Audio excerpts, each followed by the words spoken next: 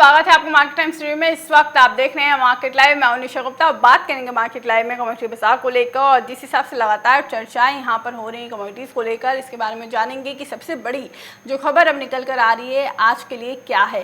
सबसे ज़्यादा जो आज उठापटक देखने को मिली है वो है कमोडिटीज़ के अंदर खाद्य तेलों के। इस वक्त हमारे साथ जुड़े हुए सोलेंट एक्सेक्टर एसोसिएशन के एग्जीक्यूटिव डायरेक्टर डॉक्टर बीबी मेहता जी। मेहता जी, स्वागत है आपका मार्केट टाइम्स रिव्यू पर।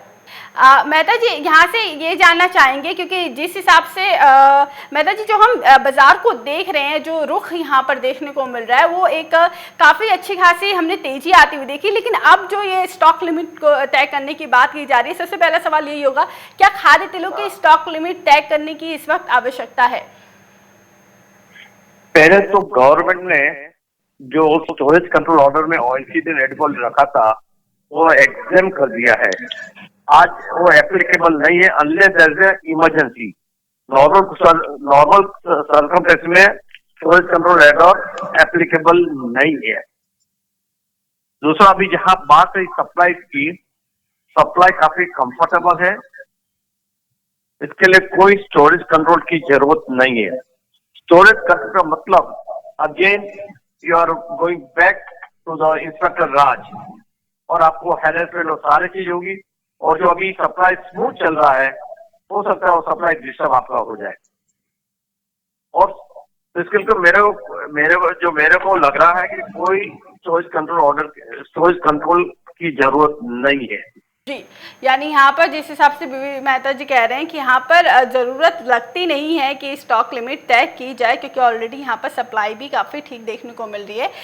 यहाँ पर मेहता जी, सरकार कीमतों को लेकर लगातार चर्चा कर रही है, और कीमतों की वजह से ही ये माना जा रहा है कि अगर स्टॉक लिमिट इसमें भी तय की जाएगी तो खाद्य तेलों के दाम भी गिर जाएंगे, जिस हिसाब से हमने दालों के अंदर देखा, क्योंकि सारे ही दालों की कीमतों के अंदर एक गिरावट है, एक ठहराव है।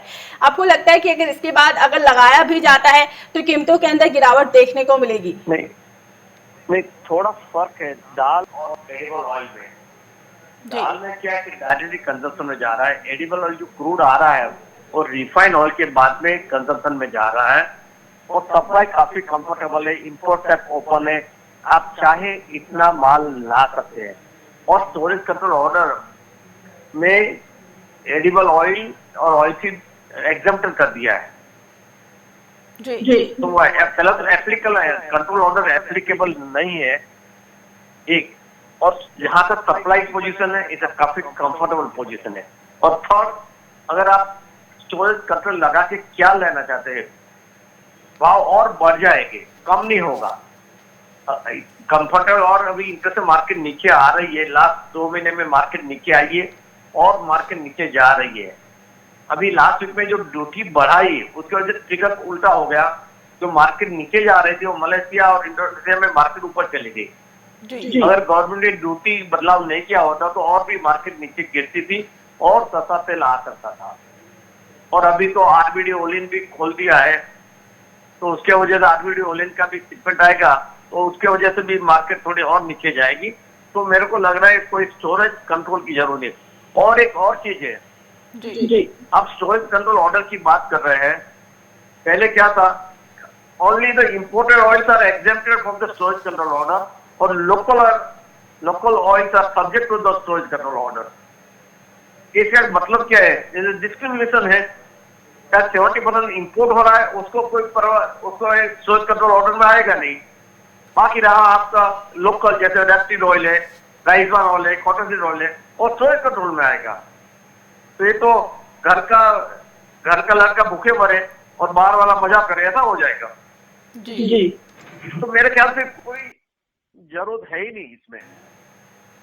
और ये जो हवा चली, और जो हमारे जहां तक हमारी इंफॉर्मेशन है कि कोई ऐसी मूव है ही नहीं गवर्नमेंट सर्कल में।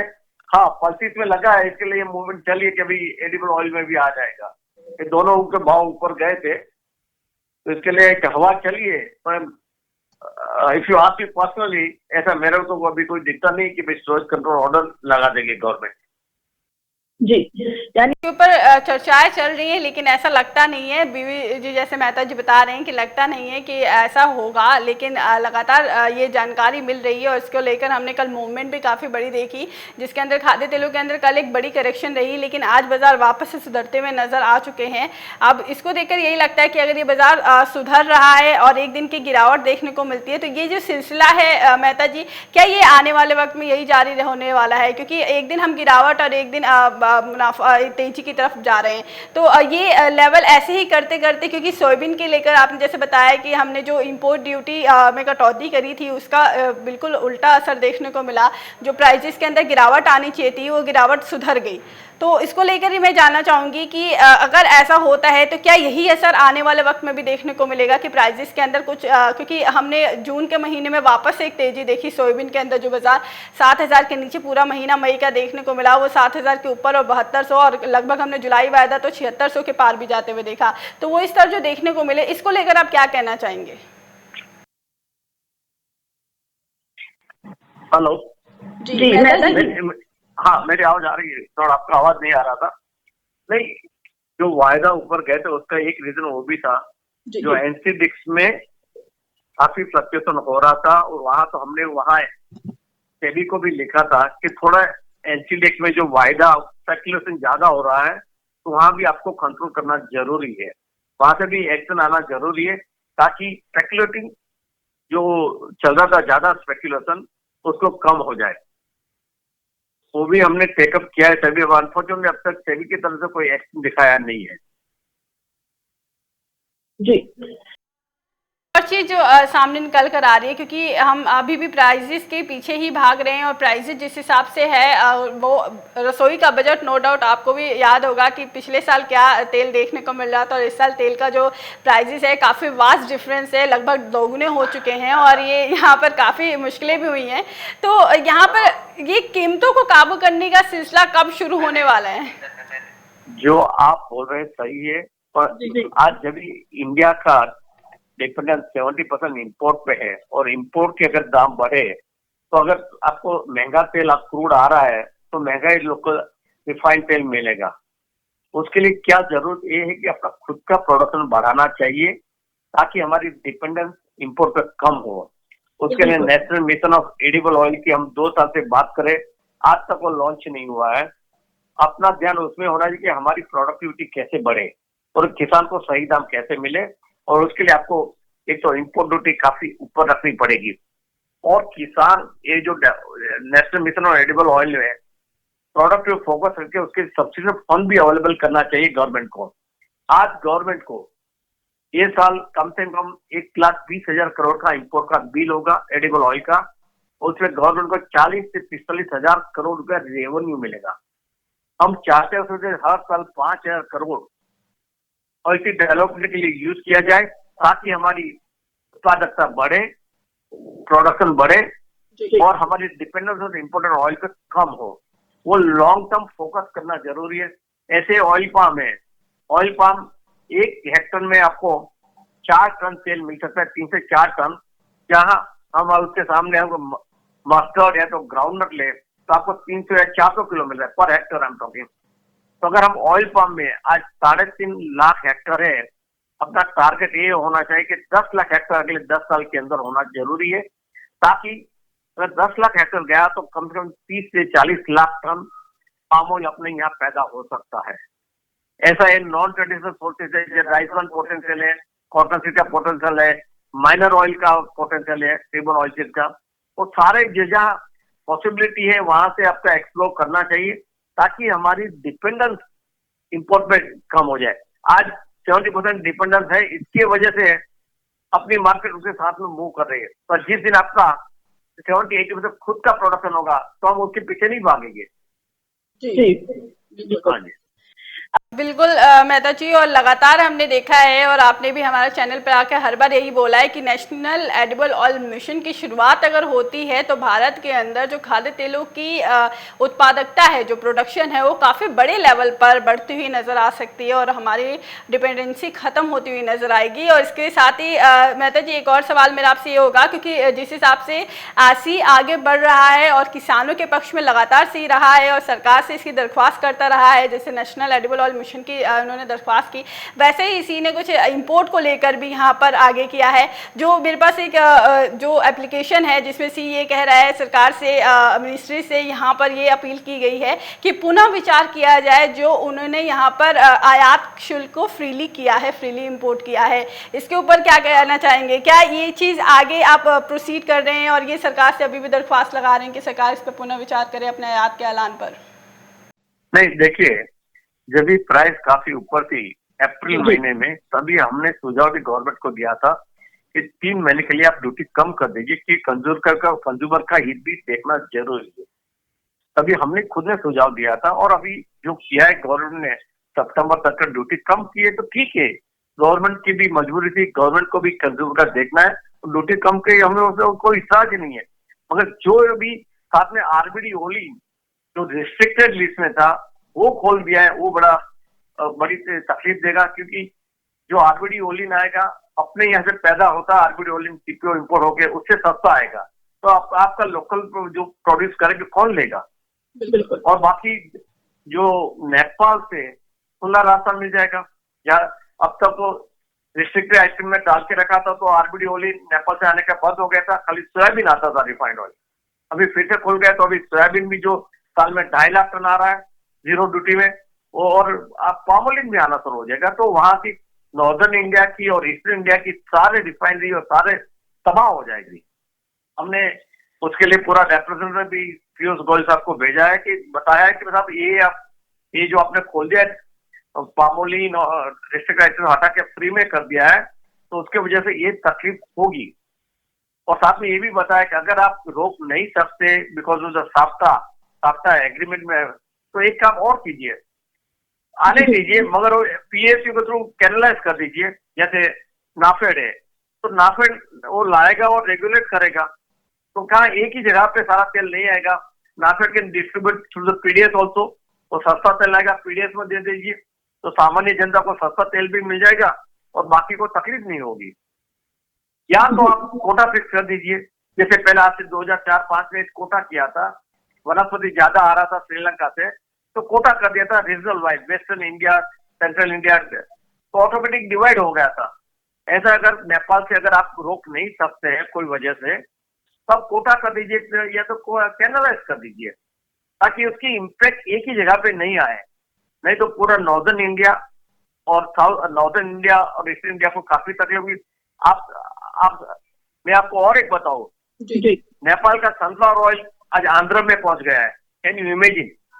आंध्र तक नेपाल का सस्ता तेल पहुंचा है, और वो भी 10 किलो में 200 रुपये सस्ता में बेच रहा है, 20 रुपया नीचे बेच रहा है 10 किलो, तो कैसे आपका लोकल वाला बेचेगा उसके सामने?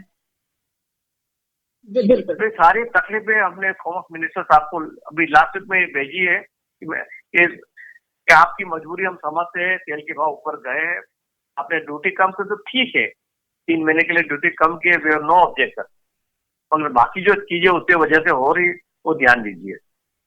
बिल्कुल, इस पर ध्यान देने की ज़रूरत भी है मेहता जी, क्योंकि जिस हिसाब से जो बाहर के तेल आ रहे हैं और ऑलरेडी हम भारत के अंदर भी प्रोडक्शन देख रहे हैं, तो भारतीय किसानों के लिए यहाँ पे काफ़ी मुश्किल हो सकती है, और आत्मनिर्भरता की जो एक सोच है प्रधानमंत्री की, वो यहाँ पर भी थोड़ी कम होती हुई नज़र आएगी और इसके ऊपर सफलता मिलनी काफ़ी मुश्किल हो जाएगी अगर ऐसा ही आगे भी चलता रहा तो।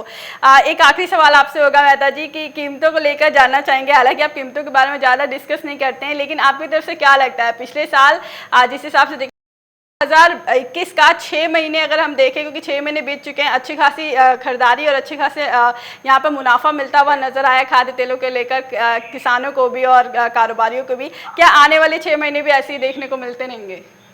देखिए, पहले 6 महीने में जो भाव बढ़े हैं, अगले 6 महीने में भाव नीचे जाने वाले हैं, क्योंकि उसके रीजन भी है। एक तो पाम ऑयल का जो प्रोडक्शन नीचे गया था, वो पाम ऑयल का प्रोडक्शन फिर से नॉर्मल हो गया है।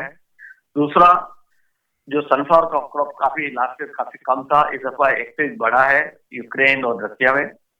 थर्ड, वहाँ जो क्रॉपिंग चल रहा है अर्जेंटीना ब्राजील में की वजह से क्रॉपिंग चल रहा है, उसके वजह से ऑलरेडी बेटर होगी क्रॉप नंबर। अगर आप नंबर भी देखें तो कम से कम 35 लाख टन ज्यादा ऑयल का प्रोडक्शन है।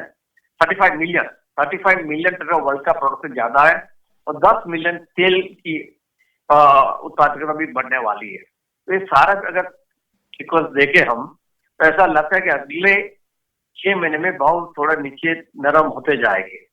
ऊपर जाने के जो इतना जाना था वो जा चुके हैं, अभी डाउनवर्ड स्टार्ट हुआ है और मेरे ख्याल से आप अभी एनसीडेक्स में भी अपना लोकल कोड भी देखे तो नीचे आ रहा है। मलेशिया का टीएलसी का भी आप देखे अगले अगस्त सितंबर अक्टूबर का कोट आ रहा है वो नीचे आ रहा है।